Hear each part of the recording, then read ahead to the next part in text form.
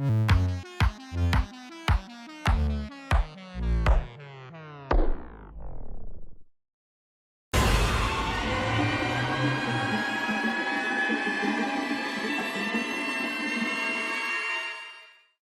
everyone, and welcome to Wicked Encounters, where we explore just what goes bump in the night. I'm your host, Allie, and it's every horror fan's favorite time of year, October!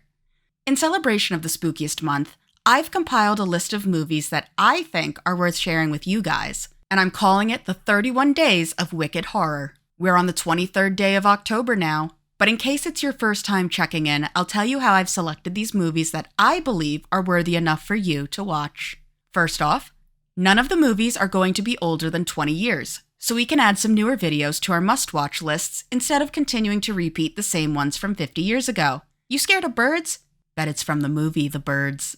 Secondly, I'll be providing the synopsis and plot of the movies for those who may not like surprises or for those who just want to know what the movies are about. There will be a slide letting you know when we're coming up on it, and I'll let you know where it's safe to click on to avoid spoilers.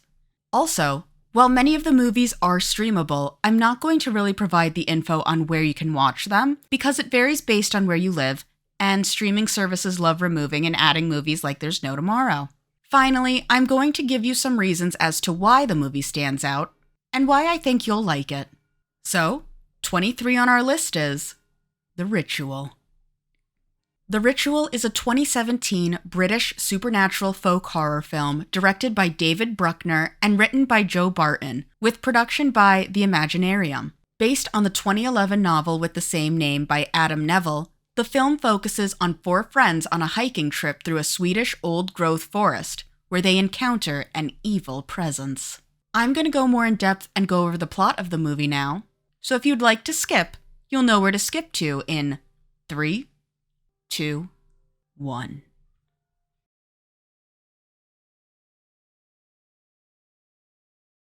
The Ritual begins with a group of four friends, Luke, Phil, Dom, and Hutch, gathering to plan a group trip in honor of their friend, Rob, who was tragically killed 6 months earlier during a robbery at a convenience store. Luke witnessed the robbery, but was paralyzed by fear and did not intervene, a decision that haunts him with guilt. To commemorate Rob, the group decides to go hiking in the Swedish wilderness, a place Rob had suggested before his death. The film shifts to the Swedish mountains, where the friends begin their trek. They struggle with the rough terrain, and tension within the group become apparent. Dom, in particular, injures his knee, making the journey more challenging. As they prepare to set up camp, they find themselves in the middle of a dense, ancient forest. Hutch suggests taking a shortcut through the woods to save time, a decision that will prove to be disastrous. As they enter the forest, the atmosphere becomes increasingly eerie. The friends come across strange symbols carved into trees and a gutted elk hanging high in the branches, clear signs that something sinister resides in the woods. The group is unsettled, but presses on, determined to find a way out of the forest. As night falls, a storm forces them to seek shelter in an abandoned cabin they stumble upon. Inside, they find more disturbing signs, strange carvings on the walls and a crude effigy of a human torso with antlers for hands. Despite their unease, the group decides to stay in the cabin overnight. During the night, each of them experiences terrifying nightmares. Luke dreams of the robbery that led to Rob's death, feeling the same helplessness and guilt. The others also wake up in a state of panic. Dom is found screaming about his wife, Phil is praying naked in front of the effigy, and Hutch is terrified, shaken by inexplicable visions. The next morning, they realize that something is very wrong. They find strange wounds on their bodies, and notice that they are being stalked by an unseen presence. The forest, once a place of natural beauty, now feels like a nightmarish trap. Hutch takes the lead, but as they continue, the group becomes increasingly disoriented. The forest seems endless, and their supplies begin to dwindle. As they press deeper into the woods, tensions rise and the group begins to splinter.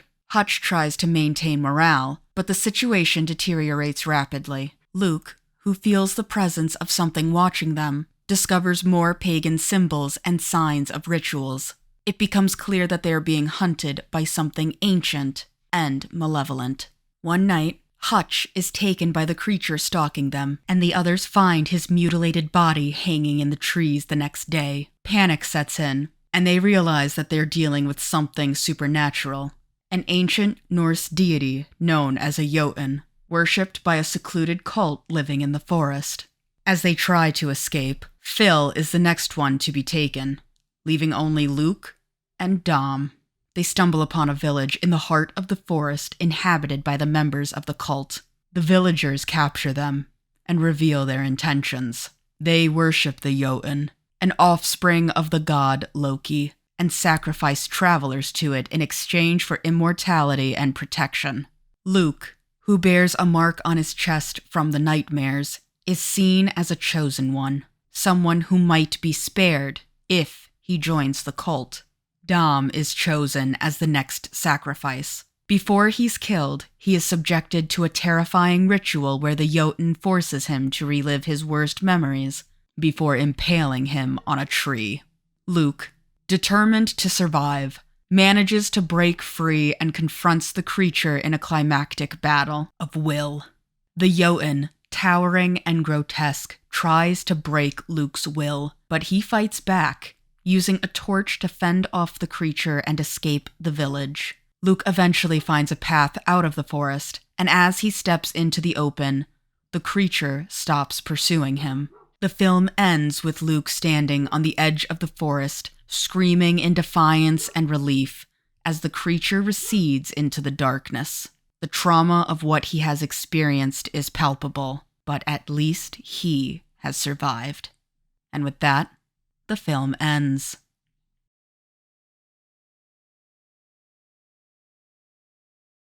Hello! Nice to see you! To those who stayed, I hope you enjoyed what you heard enough to give it a watch. And for those who skipped, this is such a good creature feature with such good scares. But I bet you're wondering why it made it onto the list. What makes The Ritual stand out? Well, for starters, it has such a choice atmospheric horror. The Ritual excels in creating a tense, foreboding atmosphere that permeates the entire film. The isolated, dense forest is a perfect setting for horror, and the film's cinematography captures the sense of entrapment and dread that the characters feel. The environment itself becomes a character, with its oppressive, ancient presence adding to the terror. Creature design. The Jotun is one of the most unique and terrifying creatures in modern horror. It's a blend of Nordic mythology and pure nightmare fuel, with its grotesque, otherworldly appearance that is both humanoid and animalistic. The creature's design, rooted in Scandinavian folklore, adds a layer of authenticity and makes it stand out from the typical horror monster. Psychological depth. The film not only presents physical horror, but also delves into psychological trauma, particularly with Luke. His nightmares and the hallucinations he experiences in the forests are manifestations of his inner turmoil, blending psychological and supernatural horror seamlessly. The film uses these elements to explore themes of guilt, survival, and redemption. Character development. The characters in The Ritual are well developed, with each member of the group bringing a different dynamic to the story. Their personalities and relationships are tested by the horrors they face, making their fear and reactions more believable and relatable. Luke's journey from guilt-ridden cowardice to defiance gives the film an emotional core that resonates beyond the horror elements. Cultural and mythological elements. The use of Norse mythology adds a rich cultural layer to the film's narrative. The ancient pagan rituals and the depiction of the Jotun connect the horror to something timeless and primal, making it feel more profound and unsettling. This ties into the broader theme of ancient evils lurking beneath the surface of modern civilization. Survival horror. The Ritual is a survival horror film at its core, focusing on the physical and mental challenges the characters face as they try to escape an impossible situation. The escalating tension as the group's numbers dwindle adds to the film's intensity, keeping the audience engaged and on the edge throughout.